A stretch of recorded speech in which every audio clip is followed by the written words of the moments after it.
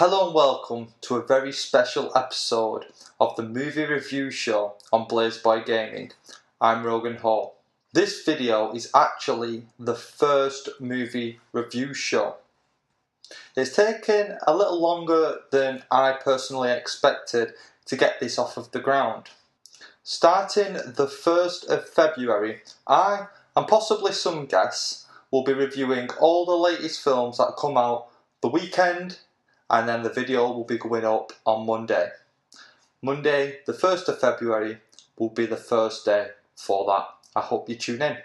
So on to today's show. On the 14th of January 2016, sadly, Alan Rickman passed. And in honour of his life and career, I'm going to review the 3 movies that resonate with me throughout my life. Those are Die Hard, Robin Hood, Prince of Thieves, and the final Harry Potter film, The Deathly Hallows Part 2. These may not be your choices, they may not be the greatest films that he's been in, nor may they be his greatest performances in any films that he's been in. They're the films that when I think of Alan Rickman and his voice, they're the 3 that come to mind.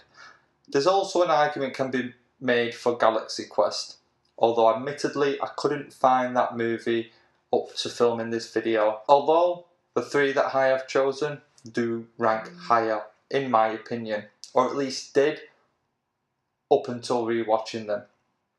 So the first is Die Hard. To me, it's the best film to come out of the 80s. I might get a little bit of slack for saying that, but I genuinely believe it. It's a movie that is completely action and almost ridiculous, but condensed and enclosed and almost believable at the same time. It's very strange. So we first meet Alan Rickman's character Hans Gruber about halfway through the first act. On his entrance we can see a lot of henchmen and he just comes out through them. And you know he's the main guy, you know he's the bad guy. And he's very much a brains over brawn type character. Some of the parts that I love about the film are that John McClane, he is vulnerable in this movie. He's not driving cars into helicopters and whatever the hell he did in the 5th one. In this one, you know, he injures his feet and that plays out throughout the film. He gets beat up, he's hardly wearing any clothes by the end of it at all. You know, with each scene goes on, we see him deteriorate to a man that just wants to get out alive. By the end of it, it doesn't matter. The fact that he is a police officer, the fact that his wife is in the building, the reality of it is, by the end of it, he just wants to survive. It very much is an enclosed survival film, surviving through humans, not the elements or animals or, you know, aliens or whatever other survival films there are. This one is just trying to survive the day whilst everybody's being taken hostage and at the same time compelled to do his job. He can't just sit and hide while the criminals, you know, do their plot. He can't do that. He has to save the day. The score works really well. Doesn't work amazing, but it's subtle when it needs to be. They make references to it within the film. Within the first couple of scenes, the limo driver introduces the song that becomes part of the score. Everything else is very subtle, apart from when it needs to be attention grabbing, and then it does that brilliantly. If I was to rate this film, completely got nostalgia goggles on, I'm not afraid to say that, I'd give it a 10 out of 10. Rewatchability, I think you should watch it every year. I think it is the greatest Christmas film ever made. I think it's the greatest 80s film ever made. Do I think it's the greatest action film? No, there are since then. But it is one of the greatest. You cannot have a conversation of the greatest action films without including Die Hard. Alan Rickman's portrayal is what we now see as the level of villain. You have to surpass Hans Gruber. Hans Gruber is the bar of villains, particularly in sort of heist and action movies, Hans Gruber is the villain, and we will be saying that for a decade to come. I have no doubt. So, the next film that I'm going to be reviewing is Robin Hood, The Prince of Thieves. I remember this film being really good.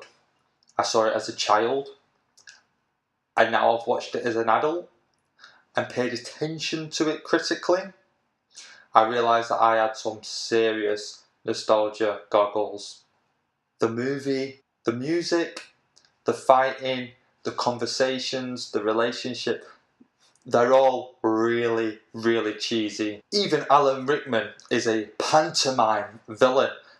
Literally the same guy who in the first film, Die Hard, was this exquisite, intriguing, intelligent being, is now a pantomime villain. But that's not necessarily a bad thing. It has to be said that in all of Alan Rickman's scenes, as opposed to the other good actors that are within that film, the likes of Morgan Freeman, who's fantastic, the likes of Kevin Costner and Christian Slater, it's Alan Rickman that in every scene that he's in, it got my attention. I started to realise that I wasn't taking notes when he was on scene. And so that started to make me understand that although he is this pantomime villain, he was a very encapsulating villain. The plot runs very similar to any film like this. It got me thinking, I'd really rather watch Braveheart. And that is literally because beat for beat, it's an extremely similar plot, but Braveheart does stand above, that's for sure. Above all else though, this movie is fun. Unbelievably so. I would watch it again. I think its rewatchability is about every 2 to 3 years. I would definitely not jump in to see it. And if I'm to grade it, I would grade it a 6 out of 10. Now, honestly, I'm probably being a little bit generous because of my childhood and the fact that I did see it so young, and it does resonate with me. 6 out of 10, it might not deserve that. You may think that it deserves far higher, and you're entitled to your opinion. To be honest, as I've grown up, I'm not so keen on cheese, you know. I'd rather not have it, to be fair. So, the third and final film of Alan Rickman's that I'm going to be reviewing today is Harry Potter and the Deathly Hallows Part 2. It's interesting that I would pick the very last film and the one that Alan Rickman is probably in the least. Well, for a start, I'm not going to pick Part 1. I really disliked Part 1, and I almost didn't see Part 2 because of Part 1. I hate a story that is a first act, or maybe a first and halfway through the second, then it cuts off. No interest in it at all. I'll keep my money in my pocket, thank you very much. And I went to watch that movie and I did not go to the second, although that was unfortunate and I missed out. Now, Harry Potter resonates with me mostly because I grew up with it. When the first movie came out, I was 11. I was Harry's age, you know, and although we didn't keep par on par because there were sometimes more than a year between films, pretty much beat for beat, I was with Harry the whole way through his life. I also chose the last one because Snape becomes the hero. For the first time, this movie reveals Snape's character. It reveals what's going on outside this dark exterior. I actually brought a friend along with me today, my Darth Vader toy, and I did this for a reason. Watching this film, it became clear to me that Snape is my generation's Darth Vader. He is good, always was good. You know, the light is inside of him, but he puts on this dark exterior for his lord, Voldemort.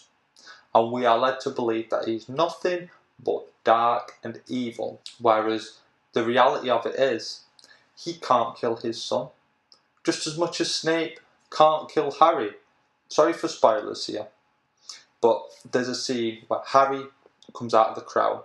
Snape has just said that if anybody helps Harry, they will be punished.